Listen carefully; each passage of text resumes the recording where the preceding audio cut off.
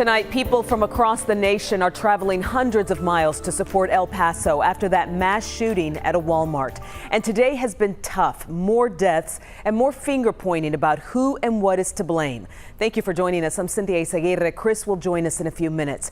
We just learned the president will visit El Paso on Wednesday. Today, President Trump condemned racism and white supremacy, but critics said it was too little, too late. More on that political back and forth in a moment. Plus, one North Texan wants Governor Greg Abbott to call a special session on guns.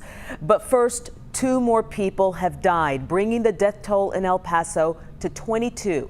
We're learning about those victims, too. Last night, we told you about a mother who died protecting her newborn baby. And today, we found out the father was also there. His family says he died trying to protect them both. Their 2-month-old survived and is in the hospital with broken bones. Alex Rozier is live in El Paso tonight. Alex, it's just heartbreaking for these families who have had to wait to find out if their friends or relatives are alive.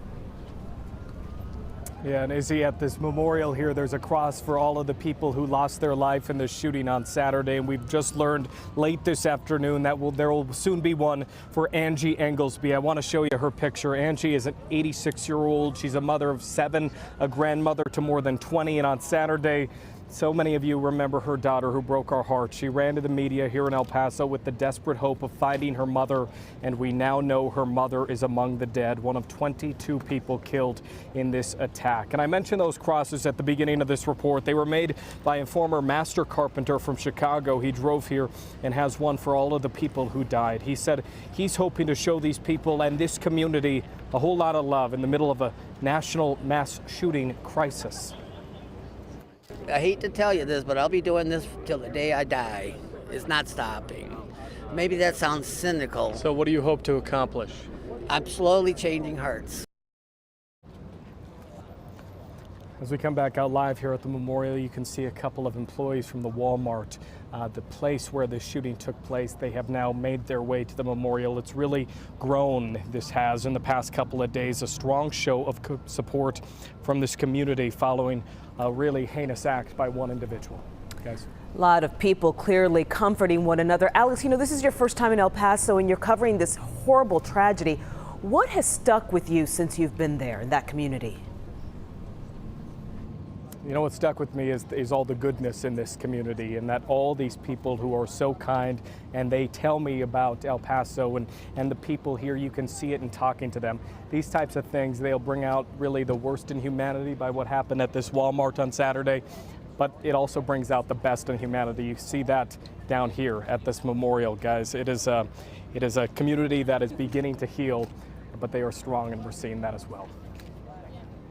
El Paso strong. Alex Rozier, thank you for that report. And it appears the El Paso shooting suspect, Patrick Crucius, went looking for a good place to, quote, shoot Mexicans. Law enforcement officials told ABC News Crucius first entered the El Paso Walmart on Saturday without any weapons, apparently to case it.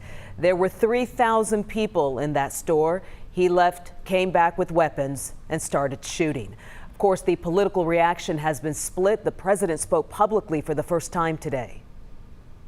Our nation must condemn racism, bigotry, and white supremacy. These sinister ideologies. As we mentioned earlier, the president will visit the city on Wednesday. The mayor of El Paso says he will meet with him. But former Congressman Beto O'Rourke tweeted a few hours ago, this president who helped create the hatred that made Saturday's tragedy possible should not come to El Paso. We do not need more division. We need to heal. He has no place here. Also, the president of LULAC, Domingo Garcia, said this today. President Trump has opened up a Pandora's box of hate and inflammatory rhetoric that has made a toxic atmosphere here in America, all over. Garcia, the national president of the League of United Latin American Citizens, is calling on the governor to hold a special legislative session to discuss gun reform. But that appears unlikely. Lieutenant Governor Dan Patrick said after the shooting he believes video games are teaching young people to kill. You know, as Texans, we always want to help, and the one way you can help the victims in El Paso is by giving blood. We saw long lines in that city, and our Chris Lawrence is at the Dr. Pepper Ballpark in Frisco, where we are hosting our own big blood drive tonight, and you're inside the mobile unit, Chris. Yeah, Izzy, I mean, I think a lot of us heard it in church yesterday. We saw it on our social media page. People asking, how can I make a difference? Well, this is one way. The folks at Carter have a saying that blood on the shelves saves lives, and we saw that play out in El Paso. Amanda here just got done donating blood, and let me ask you a little bit, just what was it about El Paso that sort of spoke to your heart? Honestly, there isn't one thing that spoke to my heart. It was just victims in general needing extra blood, and me being a universal donor, I couldn't think of a better way to help.